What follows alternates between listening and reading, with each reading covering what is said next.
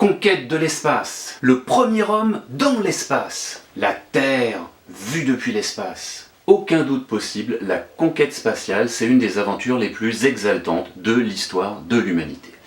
Alors aujourd'hui, on va pas faire une énième vidéo YouTube qui vous résume la conquête de l'espace, non.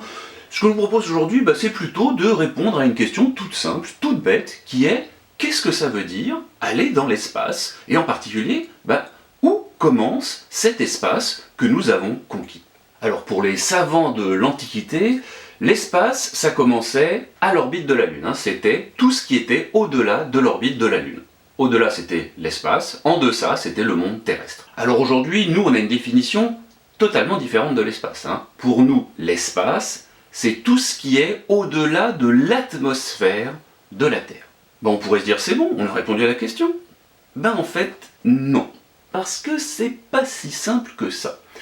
Parce que l'atmosphère, c'est pas quelque chose qui est là et qui d'un seul coup, au-delà d'une certaine altitude, va disparaître. L'atmosphère de la Terre, alors je ne rentre pas dans les détails, elle est constituée de différentes couches. Vous avez d'abord la troposphère, la stratosphère, la mésosphère, la thermosphère, l'exosphère, etc.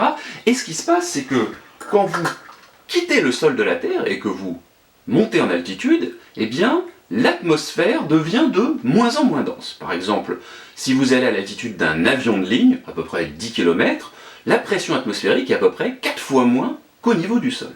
Mais est-ce que vous êtes pour autant dans l'espace? En fait, non. Alors vous pouvez continuer.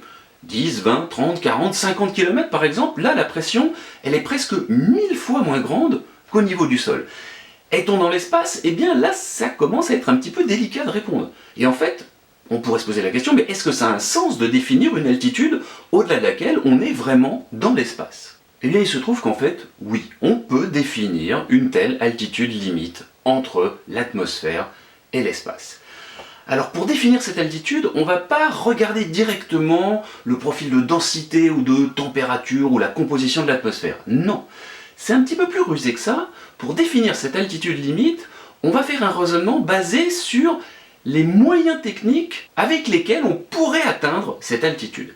Et en fait, la limite entre atmosphère et espace, c'est la limite au-delà de laquelle il devient plus rentable de se mettre en orbite que de voler comme un avion.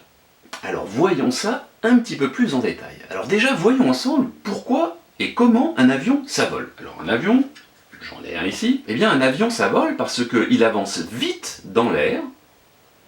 Et en avançant vite dans l'air, il se crée une circulation d'air sous les ailes et au-dessus des ailes.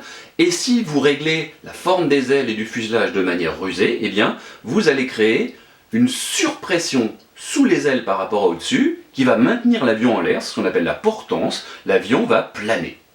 Alors, évidemment, plus l'atmosphère est dense, moins il y a besoin d'aller vite pour planer. Au niveau du sol, il suffit de quelques centaines de km/h, mais plus vous montez, et moins l'air est dense, donc plus il faut aller vite. Alors on pourrait se dire, pour les avions, le plus rentable, ce serait de voler au ras du sol en permanence. Mais évidemment, pour des raisons pratiques, c'est impossible, c'est trop dangereux. La plupart des avions de ligne, par exemple les avions à réaction, ils volent à peu près à 10 km d'altitude, et à cette altitude-là, on a vu tout à l'heure qu'il y a 4 fois moins d'air. Et en gros, à cette altitude-là, il faut voler à presque 1000 km/h pour se maintenir en l'air. Mais continuons le jeu. Si on montait encore plus haut, par exemple à 20 km, il faudra aller encore plus vite parce qu'il y a encore moins d'air. Et à 30 km, encore plus vite. À 40, encore plus vite. Et au bout d'un moment, la vitesse à laquelle votre avion va devoir voler pour flotter va être tellement grande qu'elle va dépasser la vitesse à laquelle vous allez vous mettre en orbite autour de la Terre.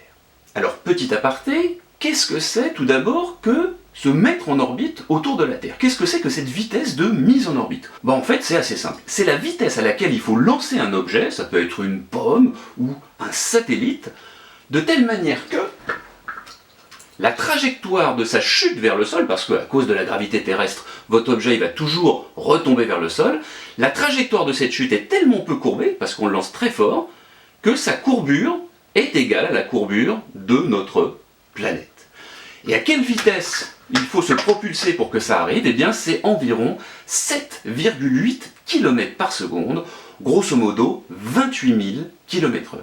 Donc la limite où commence l'espace, c'est l'altitude à laquelle un avion devrait voler à plus de 28 000 km/h pour continuer à planer avec la pression de l'air. Alors, où elle se situe cette fameuse altitude? Eh bien, elle se situe, et c'est pour ça qu'on la retient assez bien, à un chiffre à peu près rond, elle se situe à peu près à 100 km au-dessus du sol. C'est ce qu'on appelle la limite de Kármán. 100 km, c'est l'altitude au-delà de laquelle eh bien, il est plus rentable de se mettre en orbite que de planer. Donc l'espace, c'est pas si loin que ça en fait, c'est 100 km au-dessus de votre tête, c'est-à-dire moins que la distance de Paris à Orléans. Et par exemple, l'ISS, la Station Spatiale Internationale, eh bien elle est à peu près à 400 km du sol seulement, si j'ose dire. Alors maintenant, si je vous pose la question, quel est le premier objet que l'homme a construit qui allait dans l'espace? Je suis sûr que vous allez presque tous me répondre Spoutnik en octobre 1957. Eh bien en fait non. Spoutnik, c'est le premier objet qu'on a mis en orbite autour de la Terre. Mais en fait, on a réussi à atteindre l'espace un peu plus tôt que ça. Le premier objet artificiel à atteindre l'espace, c'était en octobre 1944. C'était un tir expérimental des fusées, des missiles V2 de l'Allemagne nazie. Avec ce tir d'octobre 1944, la fusée a atteint à peu près 170 km d'altitude. Elle a dépassé la limite de Kármán, mais elle ne s'est pas mise en orbite. C'est un vol balistique, c'est-à-dire qu'elle est montée et puis elle est retombée. Alors vous savez sans doute qu'à la fin de la guerre, la plupart des V2 qui restaient, et surtout les ingénieurs qui les avaient conçus, ils ont été exfiltrés vers différents pays des alliés qui avaient vaincu l'Allemagne, en particulier vers les États-Unis. Et c'est par exemple vers les États-Unis que s'est exilé Wernher von Braun, le concepteur, l'ingénieur en chef des V2, qui plus tard sera à l'origine de la fusée Saturn V, qui enverra les premiers hommes vers la Lune. Et d'ailleurs, c'est au cours de ces années 45, 46, 47, 48, quand les Américains vont tester des V2 allemands, que va être réalisée une grande première, la première photo de la Terre vue depuis l'espace. C'était en octobre 1946, un tir de V2 sur laquelle on avait fixé une caméra qui a filmé tout, qui est montée à un peu plus de 105 km, c'est-à-dire juste au-dessus de la ligne de Kármán, et qui a pris des images de la Terre depuis cette altitude. Et ces images ont montré pour la première fois, bien, très nettement, la courbure de notre planète. Mais évidemment, le début de l'ère spatiale, le début de la vraie conquête de l'espace, c'est effectivement 1957 avec Spoutnik, parce que c'est bien beau de faire pouf, d'aller dans l'espace et de retomber sur le sol, ça n'a pas beaucoup d'intérêt. L'intérêt, c'est d'aller dans l'espace pour se mettre en orbite, pour y rester. Et ça, c'est vraiment ce qui démarre en 1957. Et bien c'est sur ces bonnes paroles que nous allons nous quitter. Je vous remercie de m'avoir écouté jusque-là et je vous dis à bientôt pour de nouvelles petites découvertes.